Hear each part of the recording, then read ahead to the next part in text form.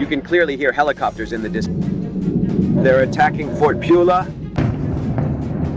It began in silence, the kind of silence that feels wrong because it comes before something big breaks loose.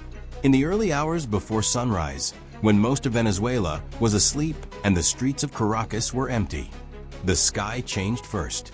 People later said it sounded like distant thunder, but there were no clouds. Then came the lights in the sky, fast and sharp, cutting through the darkness. Within minutes, power went out in several areas. Phones stopped working. Radios filled with confusion. No official warning was given. No announcement was made. But something massive had started, and it was already too late to stop it. Across the region, U.S. military aircraft were moving, guided by months of intelligence, years of planning, and a single objective that had been whispered about but never believed possible. This was not a warning strike. This was not a message. This was action. For years, Nicolás Maduro had ruled Venezuela under pressure, sanctions, and international isolation. The U.S. had accused him of leading a narco-state, of protecting drug traffickers, of turning government power into a shield for crime. Those accusations were not new. Indictments had been filed long ago. Rewards had been announced. Speeches had been made. But nothing ever happened. Maduro survived protests, elections challenged by the world, and even attempted uprisings. He appeared untouchable. That belief was strong, both inside Venezuela and abroad. And that is exactly why what happened next shocked everyone. According to U.S. officials, this operation was not rushed. It was not emotional. It was calculated. Every movement was planned down to the minute. Targets were chosen not to cause chaos, but to paralyze command and control. Military sites, radar systems, communication hubs. The goal was speed, surprise, and control. As explosions echoed on the edges of the capital, Venezuelan security forces scrambled. Orders were unclear. Some units moved, others froze. There was no single voice giving clear commands. That confusion mattered, because while attention was pulled outward, inward something even more critical was happening. U.S. Special Forces, working with intelligence support, were already on the ground. Their target was not infrastructure. It was a person, the president himself. Inside a secured location, believed to be safe, Maduro was surrounded by protection that had kept him in power for years. But protection only works when the system behind it is solid. That system was cracking in real time. According to U.S. statements, the capture happened fast. No long firefight, no public standoff, just a sudden loss of control. One moment, Maduro was in Venezuela. The next, he was not. When the news first broke, many people refused to believe it. Social media filled with rumors. Some said it was fake. Others said it was psychological warfare. Venezuelan state media went silent, then returned with denial. But the silence from Maduro himself was louder than anything else. No video, no speech, no statement. Hours passed. Then came the announcement from Washington. The U.S. president stood before cameras and said words that instantly changed history. Nicolás Maduro had been captured by U.S. forces. He was being transported out of the country. He would face criminal charges in the United States. The world stopped to process it. This was not a covert arrest quietly hidden. This was public, direct, and explosive. A sitting president, taken by a foreign military, accused of drug crimes, removed from power in a single night. Markets reacted immediately. Oil prices jumped. Latin American governments held emergency meetings. Russia, China, Iran, and Cuba condemned the action. Allies of the U.S. asked for clarification. Critics called it illegal aggression. Supporters called it justice long delayed. Inside Venezuela, fear and confusion spread. Some celebrated quietly.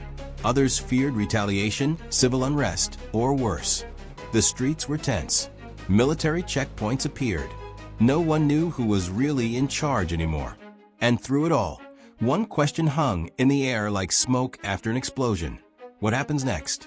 Because removing a leader is one thing. Controlling the aftermath is another.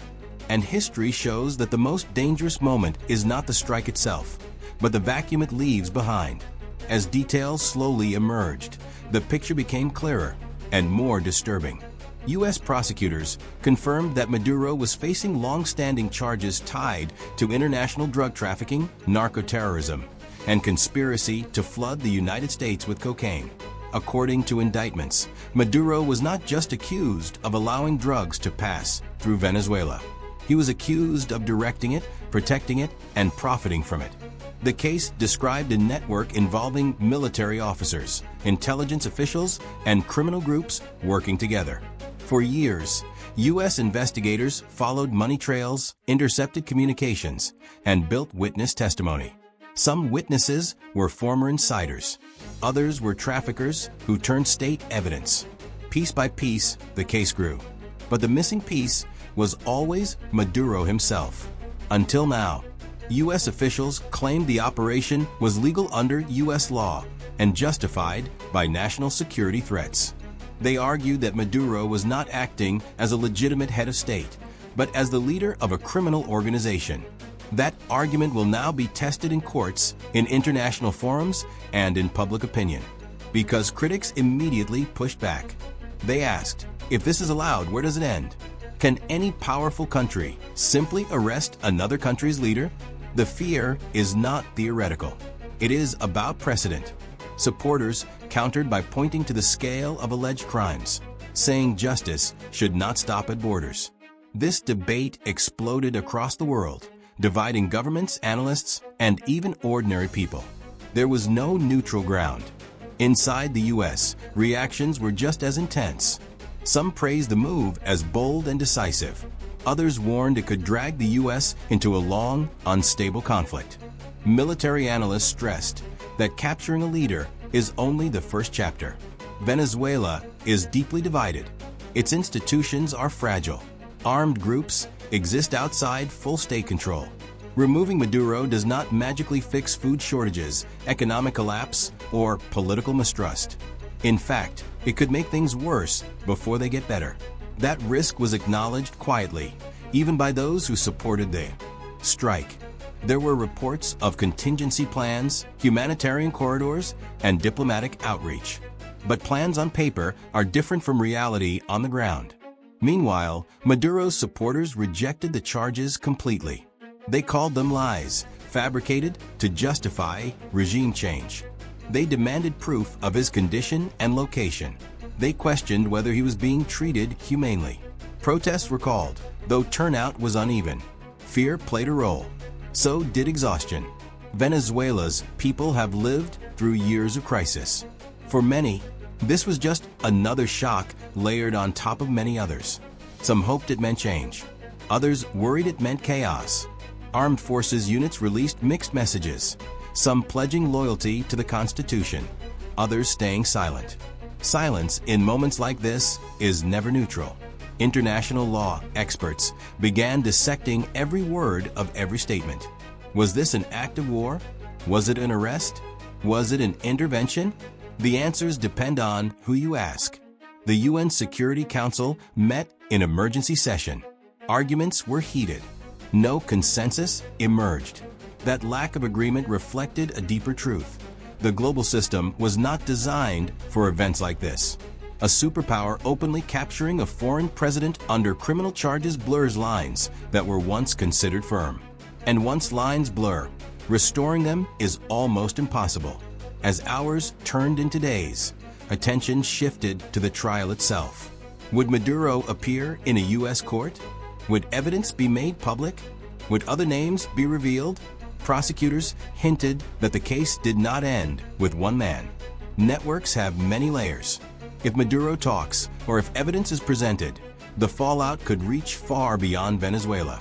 Other officials, other countries, other deals done in shadows.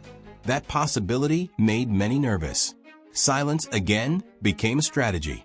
But silence does not stop facts forever. And the suspense now was not about explosions or strikes. It was about testimony, documents, and what truth might finally surface.